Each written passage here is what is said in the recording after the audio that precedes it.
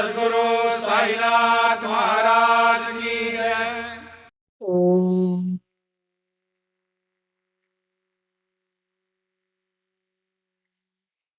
சாய்ராம். ஸ்ரீ சாயி சத் சரிதம் மராத்தியில் ஓவி நடையில் எழுதப்பட்ட மூல கிரந்தத்தின் தமிழ் மொழிபெயர்ப்பிலிருந்து 46வது அத்தியாயத்தின் தொடர்ச்சியை இப்பொழுது நாம் கேட்கலாம். ஸ்ரீ கணேஷாய நமஹ, ஸ்ரீ சரஸ்வதியை நமஹ, ஸ்ரீ குருப்யோ நமஹ, ஸ்ரீ குலதேவதாயை நமஹ, ஸ்ரீ சீதா ராமச்சந்திராபியாம் நமஹ, ஸ்ரீ சத்குரு சாயிநாதாய நமஹ. நமது சாயி மாதா நமக்கு முன்பேயே வந்து நம் எதிரில் இருக்கிறாள். காசி பிரயாக் முடித்து கொண்டு ஷாமாவிற்கு முன்பேயே வருவேன் என்ற பாபாவின் வச்சனம் பிரத்யக்ஷமாக அனுபவமாகிறது. வீட்டில் கால் வைத்தவுடன் கண் எதிரில் அவருக்கு எதிர்பாராத விதமாக பாபாவின் படம் தென்பட்ட அக்கணமே இது அதி சமத்காரம், அதாவது மிகவும் அதிசயமானது என்று தோன்றியது. குரல் தழுதழுத்தது. கண்களில் ஆனந்த கண்ணீர் நிரம்பியது. ஷரீரம் எல்லாம் புல்லரித்து வியர்த்தது. மாதவ்ராவின் அந்த நிலையை பார்த்து அவர் பிளேக் ஜுரம் இருக்கிறதென்ற பயத்தினால் அழுகிறார் என்ற கயாவாலா நினைத்து கொண்டார். ஷாமா அறியும் ஆவலினால் உந்தப்பட்டு, இந்த பாபா படம் உனக்கு எப்படி கிடைத்தது? நமக்கு அந்த கதை சொல்லு என்று கேட்டார். கயாவாலா அந்த விருத்தாந்தத்தை எல்லாம் மாதவ்ராவிடம் சொன்னார். 12 வருஷங்களுக்கு முன் நடந்த விசேஷத்தை கேளுங்கள். கயாவாலாவிடம் ஒருவர் இருவர் அல்ல, 300 பேர்கள் சம்பளம் வாங்கும் ஆட்கள் இருந்தார்கள். அவர்கள் யாத்திரை விவரங்களை சவிஸ்தாரமாக சொல்வார்கள். மன்மாட் மற்றும் புனதும்பேயில் இருந்தார்கள். யாத்ரிகர்களுக்கு நல்ல யோசனைகளும் உதவியும் கொடுப்பது அவரது தினசரி கடமை. இப்படி அவர் வேலை நடக்கும் பொழுது சாயி சமர்த்தர் பெரிய மகான் என்று கேள்விப்பட்டு பாவனமான அவர் தரிசனம் செய்து கொள்ளும் உத்தேசத்தில் அவர் ஷிரடி போனார். பாபாவை தரிசனம் செய்து கொண்டு அவர் பாதங்களை வந்தனை செய்தார். அப்பொழுது அவர் படத்தை பெற வேண்டும் என்ற விருப்பம் உண்டாயிற்று. மாதவ்ராவிடம் சுவரில் மாட்டியிருந்த பாபாவின் படத்தை கேட்டார்.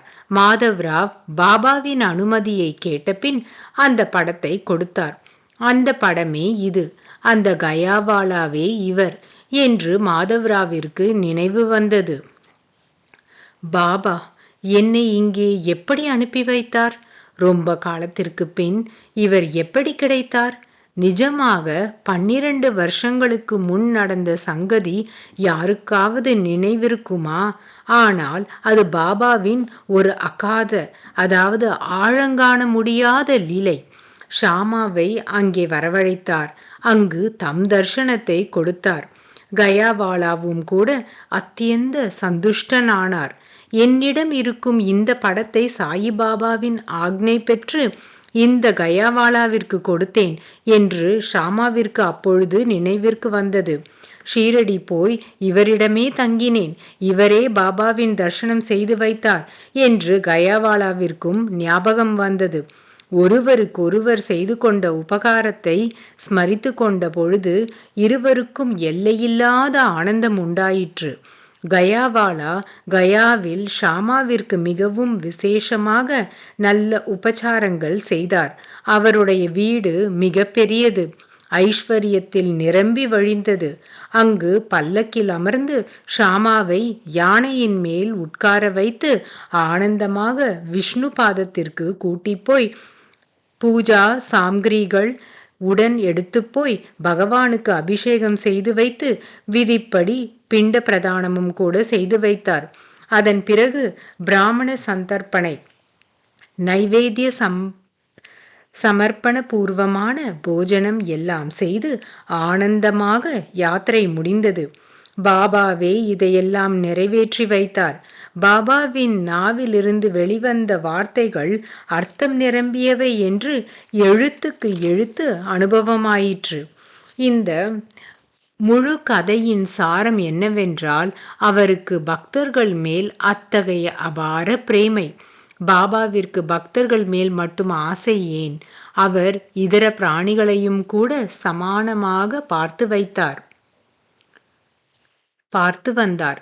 அவைகளிலும் கூட அவருக்கு எத்தகைய ஐக்கிய பாவம்! அவைகள் மேலுள்ள பிரேமை இணையில்லாதது.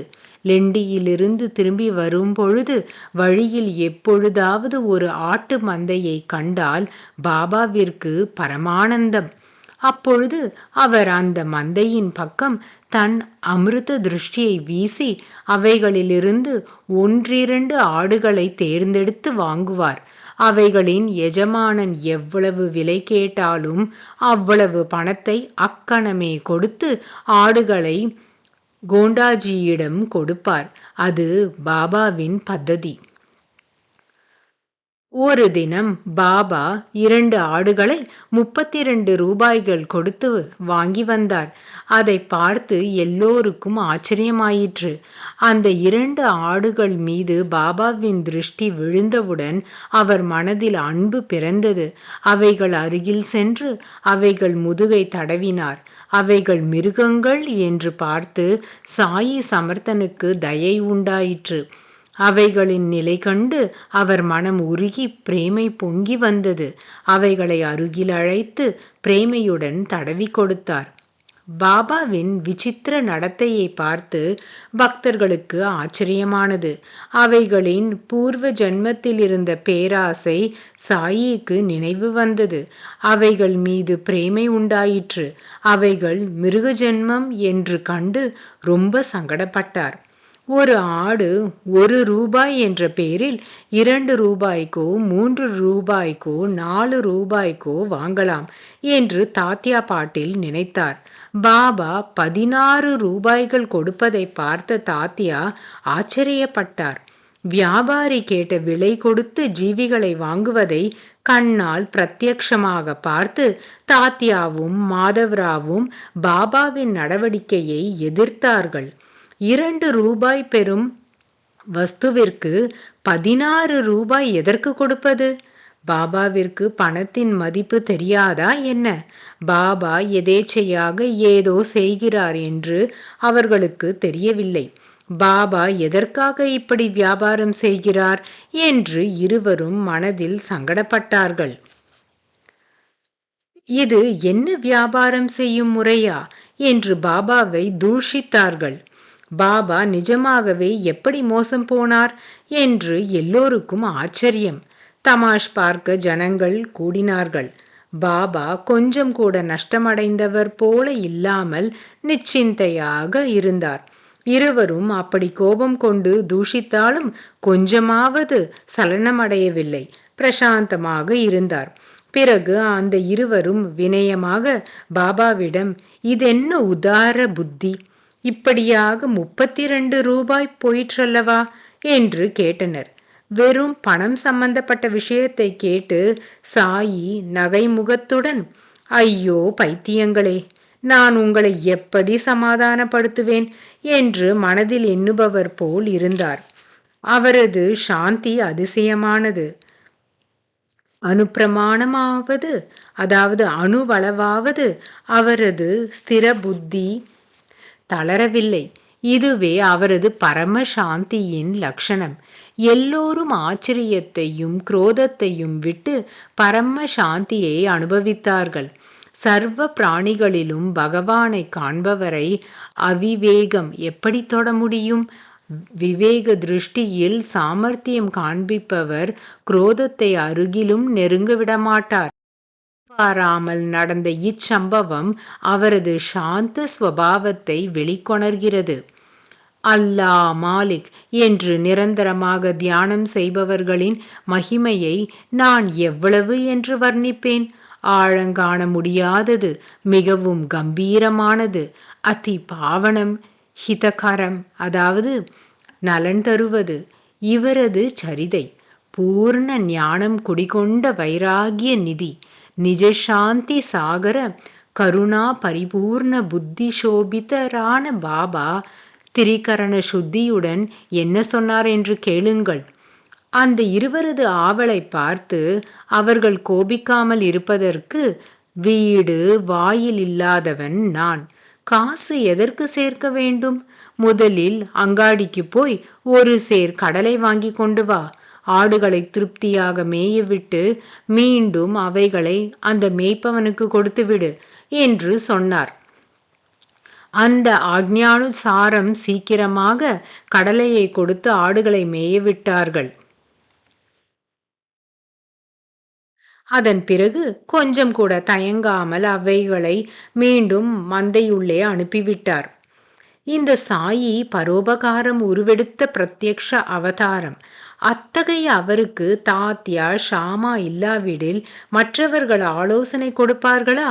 அதி பிரேமையுடன் கடலையை தின்று ஆடுகள் திருப்திப்படுவதை கவனித்து பாபா அவைகளை அவரது எஜமானுக்கே கொடுத்துவிடு, மந்தையில் ஓய்வு கிடைக்கும் என்று சொல்லிவிட்டார். அப்படியே ரூபாய்க்கு ரூபாயும் போயிற்று. ஆடும் கூட சும்மாவே தர்மத்திற்கு போயிற்று. பிறகு பாபா அந்த ஆடுகளின் பூர்வ ஜன்மத்தை குறித்து மிக ஆச்சரியகரமான விஷயத்தை சொன்னார். தாத்யா ஷாமா இருவர் மேலும் பாபாவிற்கு மிகுந்த பிரேமை. அவர்களது கோபத்தை சாந்திப்படுத்துவதற்கென்றே பாபா மனோகரமான கதை சொல்வது உண்டு.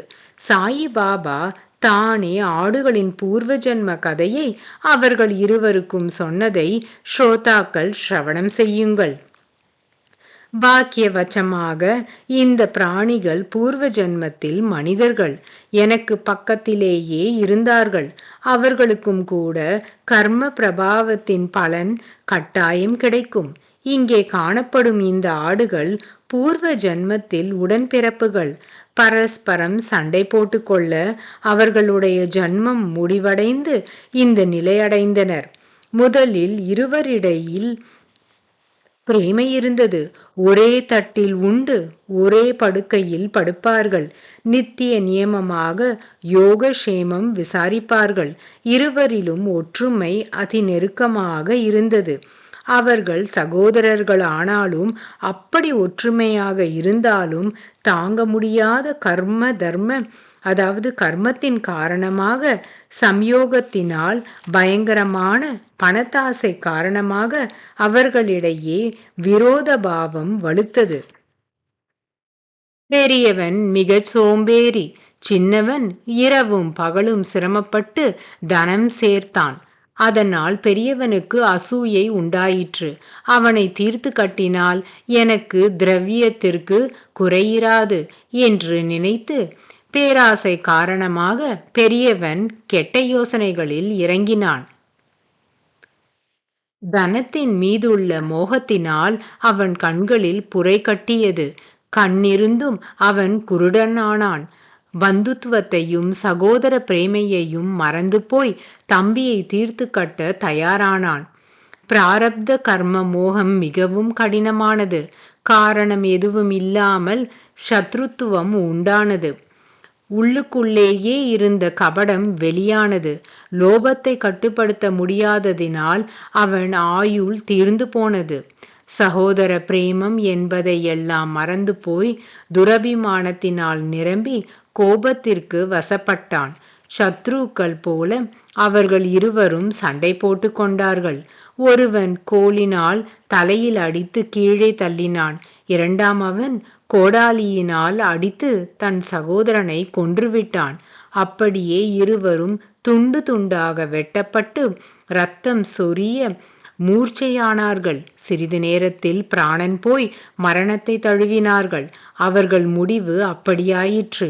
இப்பொழுது இந்த யோனியில் பிரவேசித்துள்ளார்கள். இத்தகைய விருத்தாந்தம் இவைகளை பார்த்தவுடன் எனக்கு நினைவு வந்தது. அவர்கள் செய்த கர்மத்தை அனுபவிப்பதற்கு இப்படி ஆடுகளாக ஜென்மம் எடுத்தார்கள். எதிர்பாராமல் அவர்களை மந்தையில் பார்த்து எனக்கு பிரேமாவேசம் உண்டாயிற்று. அதனால் என் காசை செலவு செய்து அவைகளை சந்தோஷப்படுத்த வேண்டும் என்று தோன்றியது. அவைகளுக்கு கொஞ்சம் ஓய்வு கொடுக்க வேண்டும் என்று தோன்றியது. ஆனால் ஆடுகளின் கர்ம ரூபமாக நீங்கள் தடங்கல் செய்தீர்கள். ஆடுகளின் மேல் எனக்கு இருக்கும் தயை மறந்து போகக்கூடியதா? ஆனால் உங்கள் பலவந்தத்தினால் நான் கடைசியில் அவைகளை ஆடு மேய்ப்பவனுக்கே கொடுத்து விடுவதற்கு ஒப்புக்கொண்டேன் என்றார். இப்பொழுது இந்த கதை முடிந்தது. ஸ்ரோதாக்கள் என்னை மன்னிக்க வேண்டும். பின்வரும் அத்தியாயத்தை கேட்டால் மனதிற்கு மிகவும் ஆனந்தமாகும். அதுவும் கூட பிரேமை நிரம்பியது. அது சாயியின் முகத்திலிருந்து பெருகிய அமிர்தம். ஹேமாத் பந்த் சாயி சரணங்களில் வினம்ரமாக நமஸ்கரித்து ஸ்ரோதாக்களை வேண்டிக் கொள்கிறான். ஸ்வஸ்தி ஸ்ரீ சாது சஜ்ஜனங்களால் பிரேரணை செய்யப்பட்ட பக்த ஹேமாத் பந்த் இயற்றிய ஸ்ரீ சாயி சமர்த்த சத் சரிதையில் காசி கயா கமனம் அஜ ஜன்ம கதனம், அதாவது ஆடுகள் பிறந்த கதை என்னும் 46வது அத்தியாயம் சம்பூர்ணம். ஸ்ரீ சத்குரு சாயிநாதார்ப்பணமஸ்து. சுபம் உண்டாகட்டும். சாயி பக்தர்களே, 46வது அத்தியாயத்தின் இறுதிக்கு நாம் வந்துவிட்டோம். அடுத்த தொடரில் நாம் 47வது அத்தியாயத்தை கேட்கலாம். சாயியை பணிக. அனைவருக்கும் சாந்தி நிலவட்டும். ஓம்